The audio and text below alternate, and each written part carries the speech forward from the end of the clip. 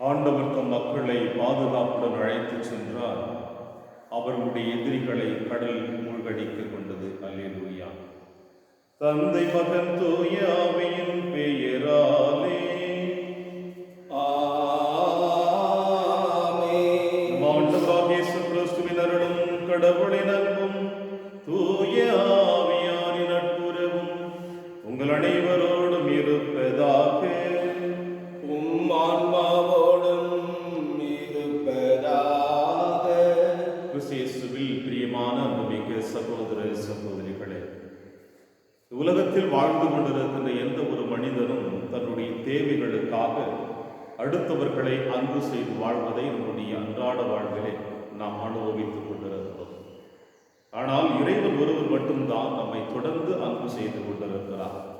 அவரை மறுதளித்தாலும் மறுத்தாலும் வேண்டாம் என்று ஒதுக்கி வைத்தாலும் எப்பொழுதுமே நம் நிழல் போல் நம்மை தொடர்ந்து அன்பு செய்து கொண்டிருக்கிறார் என்பதை இன்றைய நற்செய்தி வாசகம் நமக்கு வெளிப்படுத்துகிறது. எனவே தேடி வருகின்ற தெய்வத்திடம் நம்மை அர்ப்பணிக்க இந்த திருவழிபாட்டின் வழியாக நாம் ஜெபிப்போம். திருப்பலி ஒப்புக் கொடுக்க நாம் தகுதி பெறும் பொருட்டு நம்முடைய பாவங்கள், குற்றங்கள், குறைகள் தடையாகவில்லை. அவற்றுக்காக மனம் வருந்தி இறைவனிடம் மன்னிப்பை பெறுவோம். எல்லாம் வல்ல இறைவனிடமும் சகோதர சகோதரிகளிடமும் நான் பாவி என்று ஏற்றுக்கொள்கின்றேன். ஏனெனில் என் சிந்தனையாலும் சொல்லாலும் செயலாலும் கடமையில் தவறியதாலும் பாவங்கள் பல செய்தேன். என் பாவமே என் பாவமே என் பெரும் பாவமே.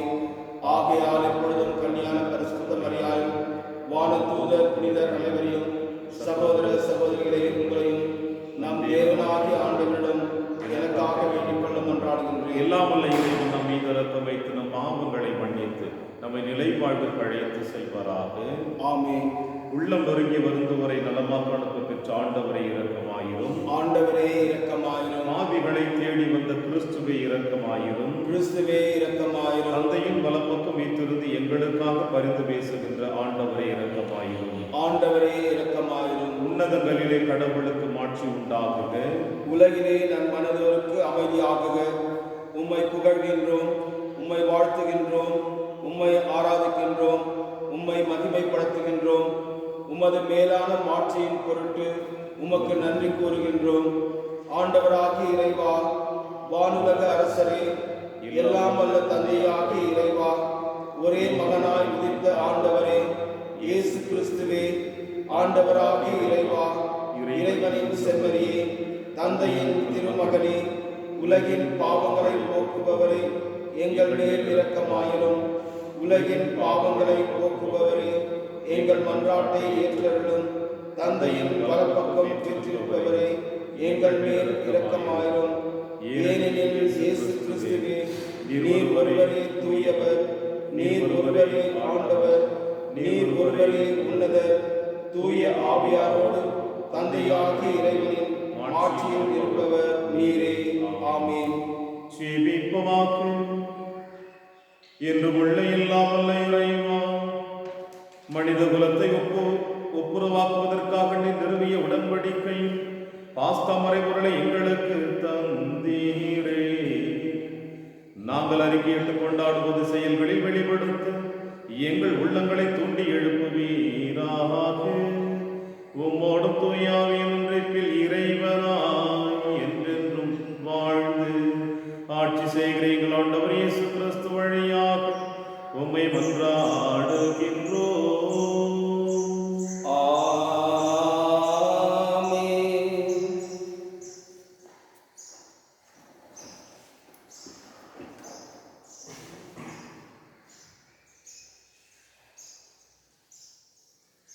முதல் வாசகம். இயேசுவில் அன்றி வேறு எவராலும் மீட்பு இல்லை. திருத்தூதர் பணிகள் நூலிலிருந்து வாசகம். அதிகாரம் 4, இறை வார்த்தைகள் 1 முதல் 12 முடிய. அந்நாள்களில் பேதுருவும் யோவானும் மக்களோடு பேசிக் கொண்டிருந்தனர். அப்போது குருக்களும் சதுசேயர்களும் கோவில் காவல் தலைவரும் அங்கு வந்தார்கள். அவர்கள் மக்களுக்கு கற்பிப்பதையும் இறந்தோர் இயேசுவின் மூலம் உயிர் தெழுவர் என்று அறிவித்ததையும் கண்டு எரிச்சல் அடைந்து அவர்களை கைது செய்தார்கள். ஏற்கனவே மாலை ஆகிவிட்டதால் மறுநாள் வரை காவலில் வைத்தார்கள். அவர்களுடைய வார்த்தைகளை கேட்ட பலரும் நம்பிக்கை கொண்டனர். இவ்வாறு நம்பிக்கை கொண்ட ஆண்களது எண்ணிக்கை ஏறக்குறைய 5000. மறுநாள் தலைவர்களும் மூப்பர்களும் மறைநூல் அறிஞர்களும் எருசலேமில் ஒன்று கூடினார்கள். அவர்களுடன் தலைமை குருவான அன்னாவும் கயபா, யோவான், அலெக்சாந்தர் ஆகியோரும் தலைமை குருவின் குடும்பத்தை சேர்ந்த அனைவரும் கூடியிருந்தார்கள். அவர்கள் திருத்தூதர்கள் நடுவில் நிறுத்தி, நீங்கள் எந்த வல்லமையால் அல்லது எந்த பெயரால் இதனை செய்தீர்கள் என்று வினவினார்கள். அப்பொழுது பேதுரு தூய ஆவியால் ஆட்கொள்ளப்பட்டு அவர்களுக்கு மறுமொழியாக கூறியது, மக்கள் தலைவர்களே, மூப்பர்களே, உடல் நலமற்றிருந்த இவருக்கு நாங்கள் செய்த நற்செயல் எப்படி நிகழ்ந்தது என்பதை குறித்து நாங்கள் இன்று விசாரணை செய்யப்படுகிறோம். நாசரேத்து இயேசுவின் பெயரால் இவர் நலமடைந்து நம்முடன் நிற்கிறார். இது உங்கள் எல்லாருக்கும் இஸ்ரேல் மக்கள் அனைவருக்கும் தெரிந்திருக்கட்டும். நீங்கள் இயேசுவை சிலுவையில் அறைந்தீர்கள், ஆனால் கடவுள் இறந்த அவரை உயிருடன் எழுப்பினார். இந்த இயேசுவே கட்டுகிறவர்களாகிய உங்களால் இகழ்ந்து தள்ளப்பட்ட கல், ஆனாலும் முதன்மையான மூளைக்கல்லாக விளங்குகிறார். இவராலே அன்றி வேறு எவராலும் மீட்பு இல்லை. ஏனென்றால் நாம் மீட்பு பெறுமாறு வானத்தின் கீழ் மனிதரிடையே இவரது பெயரன்றி வேறு எந்த பெயரும் கொடுக்கப்படவில்லை. இது ஆண்டவர் வழங்கும் இறைவா உமக்கு நன்றி. பதிலுரை பாடல். பல்லவி.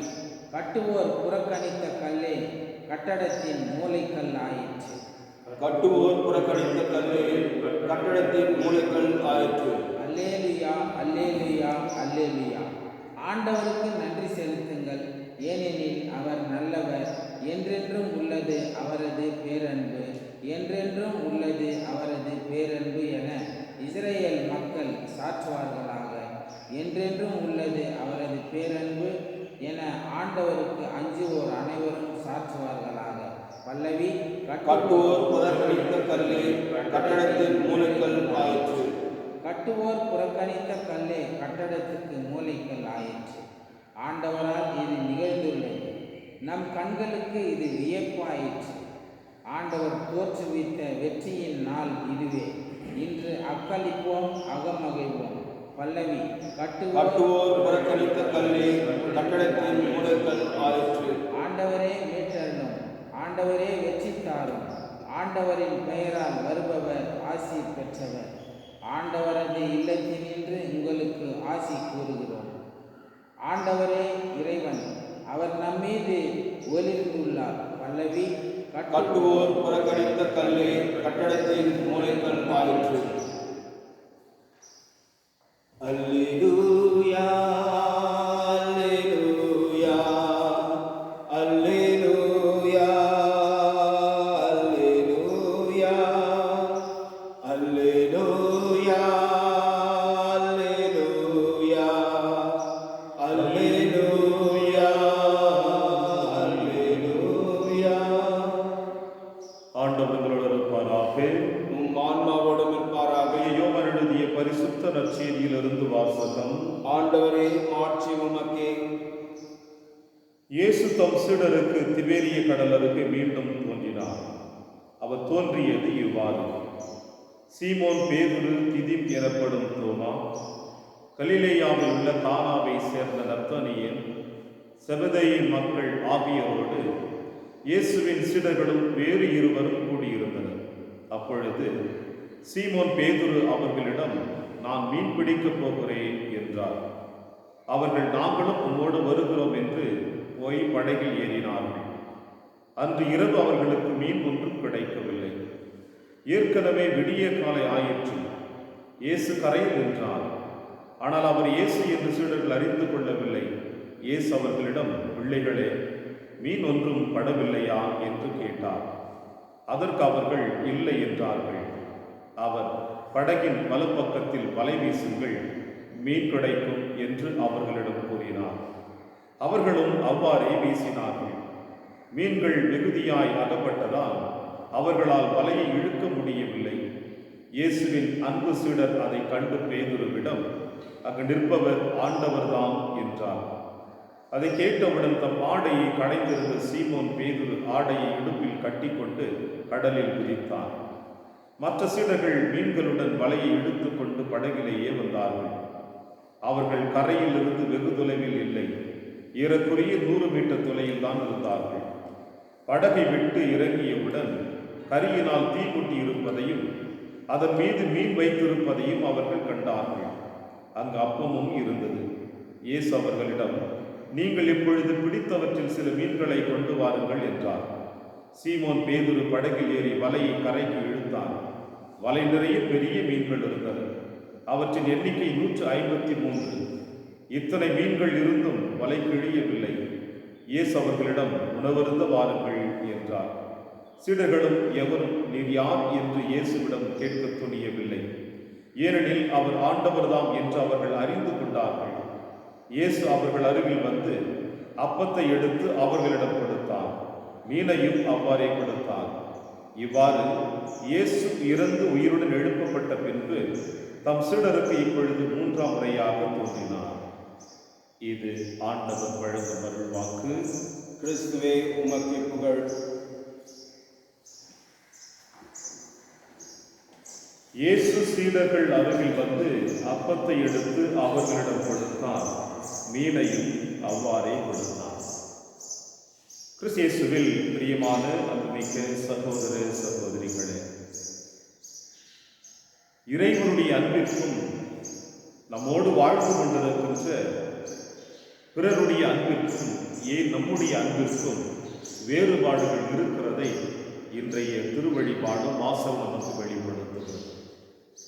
ஆதாமுடைய பிள்ளைகளாக நாம் அனைவருமே இன்னும் இந்த மண்ணுலகை சார்ந்தவர்கள் என்பதை நாம் மறந்துவிடவில்லை.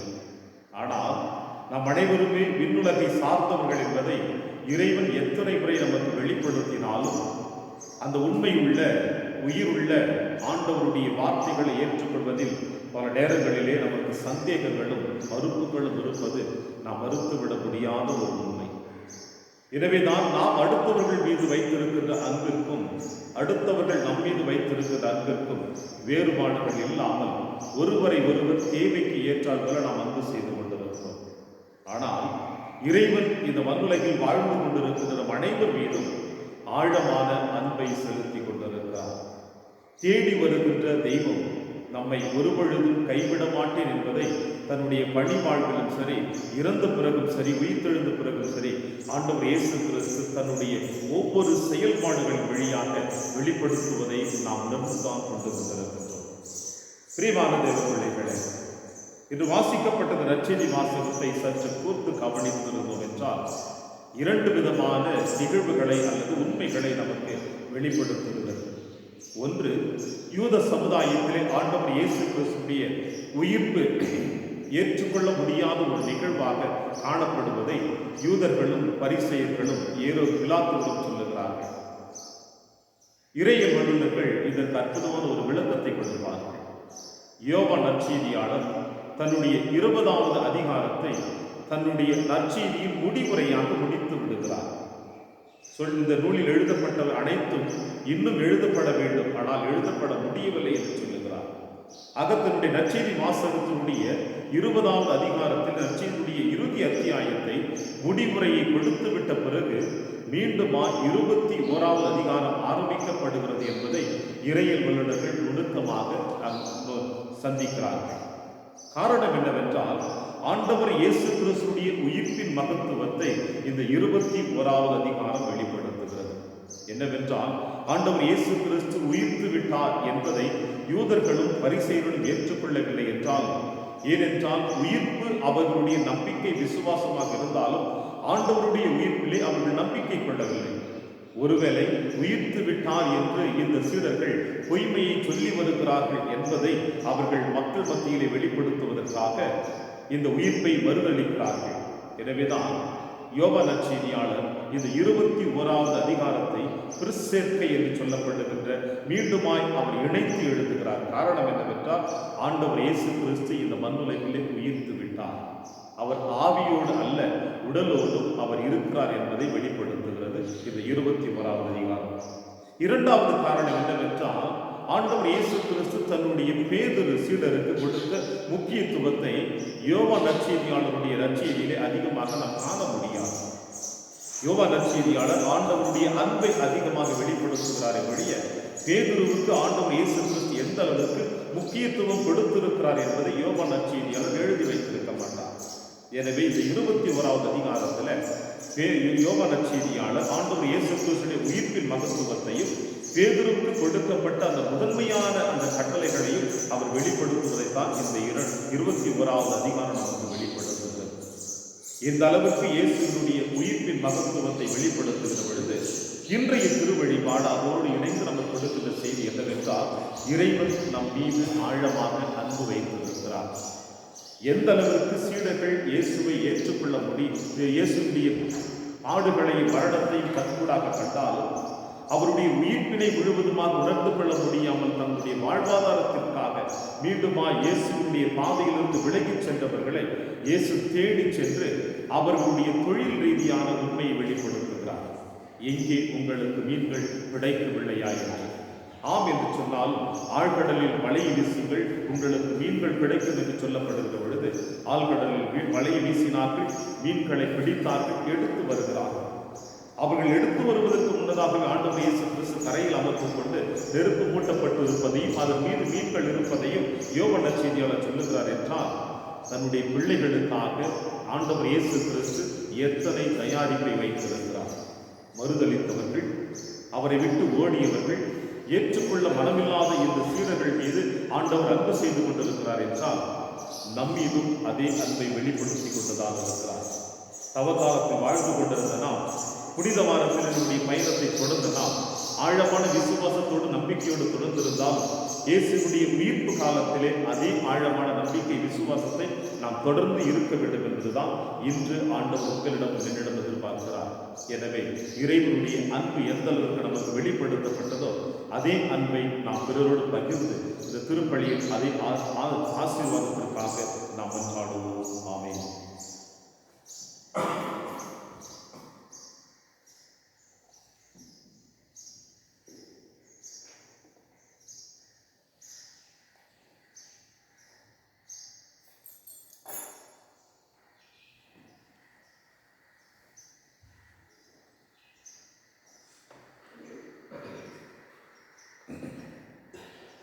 ஆண்டவரை அனைத்துலகின் இறைவான் வாழ்த்து பெறுகிறாக, ஏனெனில் உமது வல்லமையிலிருந்து நாங்கள் இந்த அப்பத்தை பெற்றுள்ளோம். நிலத்தின் விளைவு மனித உழைப்பின் பயனுமான அந்த அப்பத்தை ஒப்புக் கொண்டிருக்கிறோம். இது எங்களுக்கு வாழ்வளிக்கும் அப்பமாக மாறும். இறைவன் என்றென்றும் வாழ்த்து பெறுவாராக.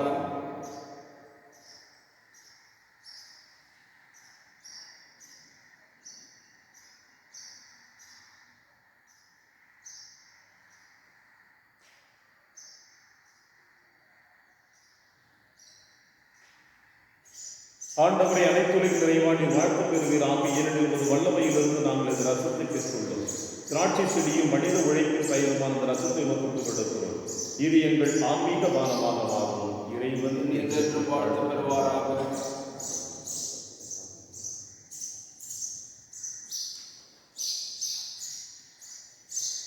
சகோதர சகோதரிகளை, என்னுடைய உங்களுடையதுமான இப்பலி எல்லாமல்ல தந்தையாக இறைவனுக்கு ஏற்றதாகபடி செய்யுங்கள்.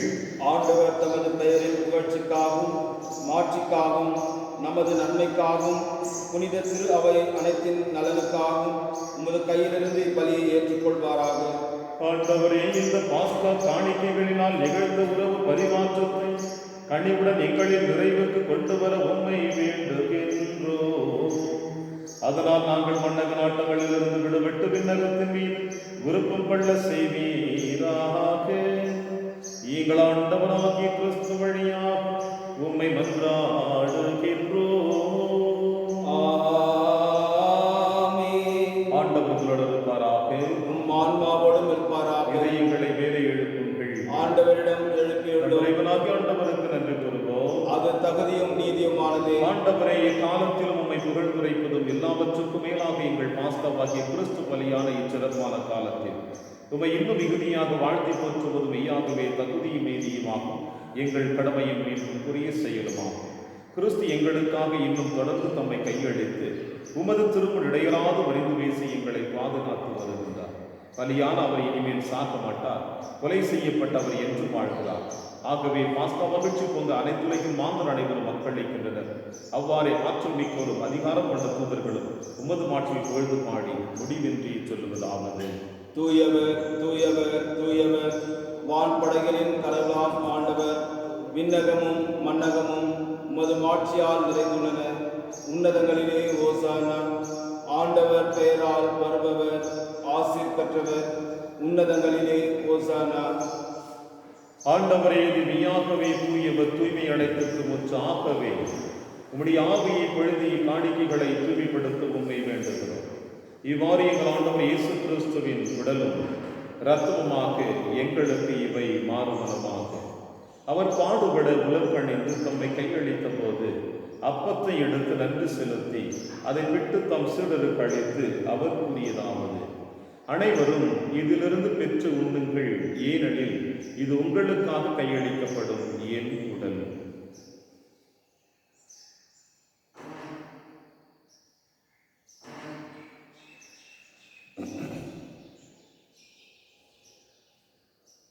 அவர் நம்மை இரவு விருதை அருந்திய பின் கிண்ணத்தையும் எடுத்து மீண்டுமக்கு நன்றி கூறி தம் சீடர்களுக்கு அளித்து அவர் கூறியதாவது: அனைவரும் இதிலிருந்து பெற்று பருகுங்கள், ஏனெனில் இது புதிய நிலையான உடன்படிக்கைக்குரிய என் இரத்தத்தின் கிண்ணம்.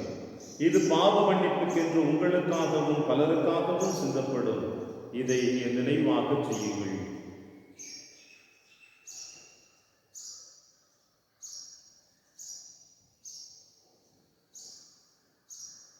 நம்பிக்கையின் வரைவுகள். ஆண்டவரே, நீர் வருமளவும் மது இறப்பினை அறிக்கையிடுகின்றோம், மது உயிர்ப்பினையும் எடுத்துரைக்கின்றோம். ஆகவே ஆண்டவரே, நாங்கள் கிறிஸ்துவின் இறப்பினையும் உயிர்ப்பினையும் நினைவு கூர்ந்து வாழ்வு தரும் அப்பத்தையும் மீட்பளிக்கும் கிண்ணத்தையும் உமக்கு புகழ்கின்றோம். உம் திருமணம் நமக்கு ஊழியம் புரிய தகுந்தவர்களை எங்களை ஏற்றுக்கொண்டீர். எனவே உமக்கு நன்றி செலுத்துகின்றோம்.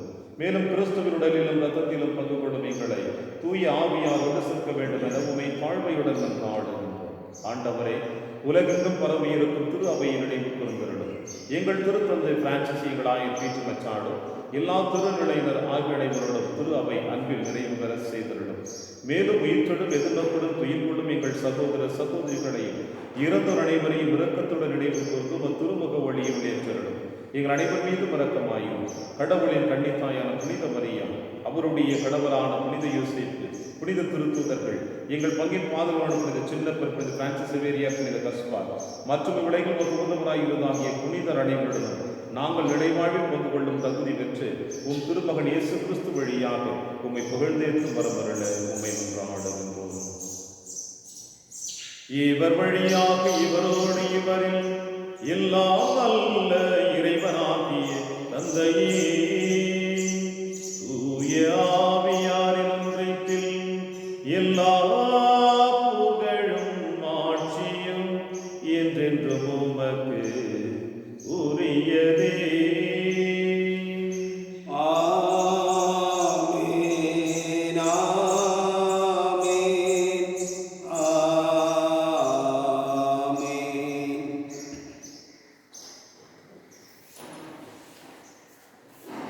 மீட்பரின் கட்டளையால் கற்பிக்கப்பட்டு இறை படிப்பினையால் பயிற்சி பெற்ற நாம் அனைவரும் தொழிந்து சொல்வோம். விண்ணுலகில் இருக்கின்ற எங்கள் தந்தையே, உமது பெயர் தூயது என போற்றப் பெறுக. உமது ஆட்சி வருக. உமது திருவிழம் விண்ணுலகில் நிறைவேறுவது போல மண்ணுலகிலும் நிறைவேறுக. எங்கள் அன்றாட உணவை இன்று எங்களுக்கு தாரும். எங்களுக்கு எதிராக குற்றம் செய்வோரை நாங்கள் மன்னிப்பது போல எங்கள் குற்றங்களை மன்னியும். எங்களை சோதனைக்கு உட்படுத்தாதையும், தீமையிலிருந்து எங்களை விடுவித்தருளும். ஆண்டவரே, தீமை அனைத்திலிருந்து எங்களை விடுவித்து எங்கள் வாழ்நாளில் அமைதியை கனிவுடன் அருளை வந்தாடும். உமது இரக்கத்தின் உதவியால் நாங்கள் ஆபத்திலிருந்து எப்பொழுது விடுதலை பெற்று யாதொரு கலக்கமும் நலமாய் இருந்தோம். நாங்கள் எதிர்நோக்கி இருக்கும் பேரின்பத்திற்காகவும் என் மீட்பராகிய இயேசு கிறிஸ்து வருகைக்காகவும் காத்திருக்கின்றோம். ஏனெனில் ஆட்சியும் வல்லமையும் மாட்சியும் என்றென்றும் உமதே. ஆண்டவரே இயேசு கிறிஸ்துவே, அமைதியை உங்களுக்கு விட்டுச் செல்கிறேன், என் அமைதியை உங்களுக்கு அளிக்கிறேன் என்று உம் திருத்துதர்களுக்கு மொழிந்தீர். எங்கள் பாவங்களை மாறாமல் திரு அவையின் நம்பிக்கையை கண்ணோக்கி உமது திருவுளத்திற்கேற்பதற்கு அமைதியை மற்றும் அளித்துள்ளாக என்று வாழ்ந்து ஆட்சி செய்கின்றவர் நீரே. ஆமென். ஆண்டவருடைய அமைதி உங்கள் அனைவரோடும் என்றும் இருப்பதாக, உம் ஆன்மாவோடும் இருப்பதாக. ஒருவருக்கொருவர் அமைதியை அறிவித்து மகிழ்வோம். சமாதானம். உலகின் பாவங்களை போக்கும் இறைவனின் செம்மறியே, எங்கள் மேல் இரக்கமாயிரும். உலகின் பாவங்களை போக்கும் இறைவனின் செம்மறியே, எங்கள் மேல் இரக்கமாயிரும். உலகின் பாவங்களை போக்கும் இறைவனின் செம்மறியே, எங்களுக்கு அமைதியை அளித்தருளும்.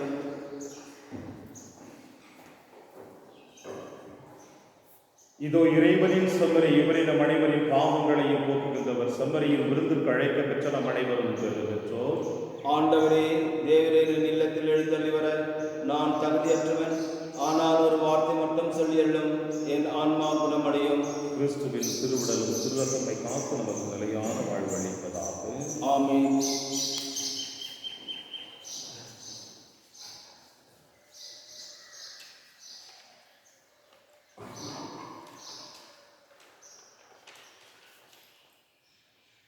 கிறிஸ்துவின் ஆன்மாவே என்னை புனிதமாக்கும்.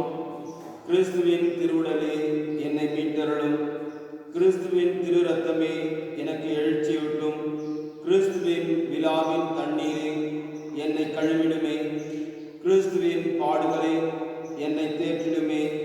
ஓ நல்ல இயேசுவே, எனக்கு செவிசாயும். உம் திருக்காயங்களுள் என்னை மறைத்தருளும். உம்மிடமிருந்து என்னை பிரிய விடாதே. தீய பகைவரிடமிருந்து என்னை காத்தருளும். எனது இறப்பின் வேளையில் என்னை அழைத்தருளும். உம்மிடம் வர எனக்கு கட்டளையிட்டருளும். புனிதர்களோடு எக்காலமும் உம்மை புகழ செய்யும். ஆமென்.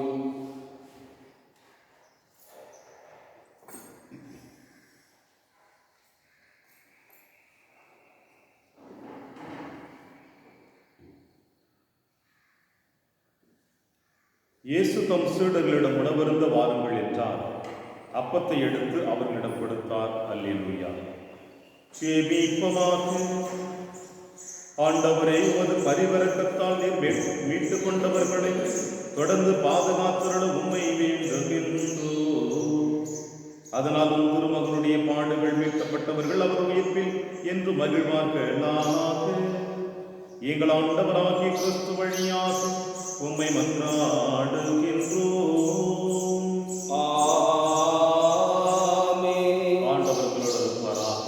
உம் ஆன்மாவோடும் இருப்பாராக. எல்லாம் வல்ல இறைவன் தந்தை, மகன், தூய ஆவியார் உங்கள் அனைவரையும் நிறைவாக ஆசீர்வதிப்பாராக. ஆமென். சென்று வாழுங்கள். திருப்பலி நிறைவேறிற்று. அல்லேலூயா, அல்லேலூயா. இறைவா உமக்கு நன்றி. அல்லேலூயா, அல்லேலூயா.